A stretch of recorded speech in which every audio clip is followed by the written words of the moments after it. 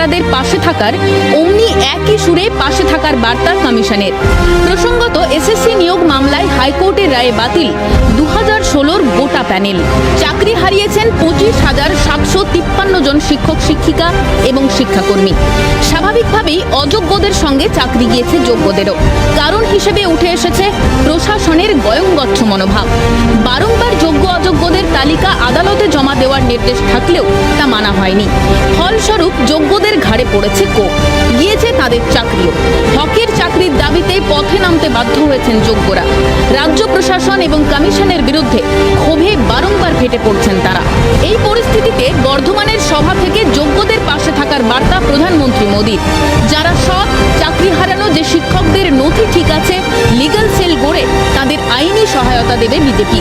বর্ধমানের জনসভা থেকে আশ্বাস প্রধানমন্ত্রীর।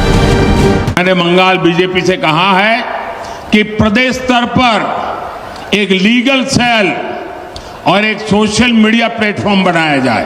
इससे उन लाभार्थियों को मदद होगी जो डॉक्यूमेंट्स सही होने के बाद भी इस घोटाले के शिकार हुए हैं। बीजेपी ऐसे अभ्यर्थियों को कानूनी सहायता भी देगी और उन्हें न्याय दिलाने के लिए पूरी ताकत से काम करेगी। हम ईमानदार के साथ खड़े रहेंगे।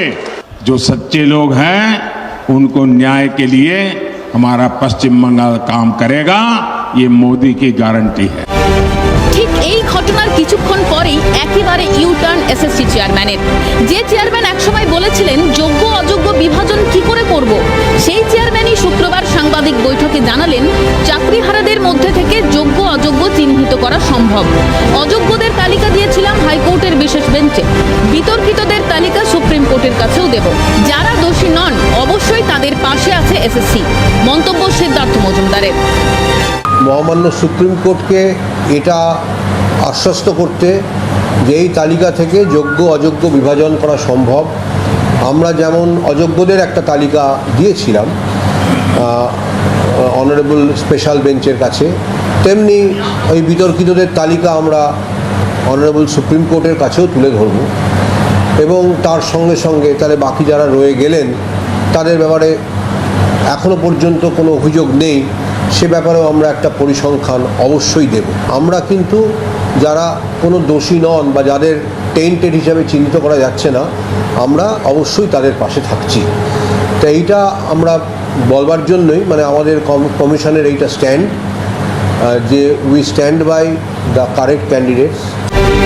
প্রসঙ্গত শুক্রবার চাকরিহারা শিক্ষক শিক্ষিকা ও শিক্ষাকর্মীরা এসএসসি ভবন অভিযানে সামিল হন।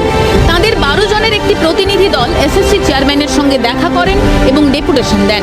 এরপরেই তারা বাইরে এসে জানান এসএসসি চেয়ারম্যানের কথায় কিছুটা আশ্বস্ত হলেও অবস্থান বিক্ষোভ প্রত্যাহার করা হবে যদি এসএসসি সাংবাদিক বৈঠক করে আশ্বাস দেন। তাহলে কি চাপের মুখে পড়ে ইউটার্ন কমিশনের, নাকি স্বয়ং প্রধানমন্ত্রীর বার্তা শুনে ভোল বদল কমিশনের? উঠছে প্রশ্ন। ক্যামেরায় প্রসন্ন নস্করের সঙ্গে মণি ভট্টাচার্যের রিপোর্ট, ক্যালকাটা নিউজ।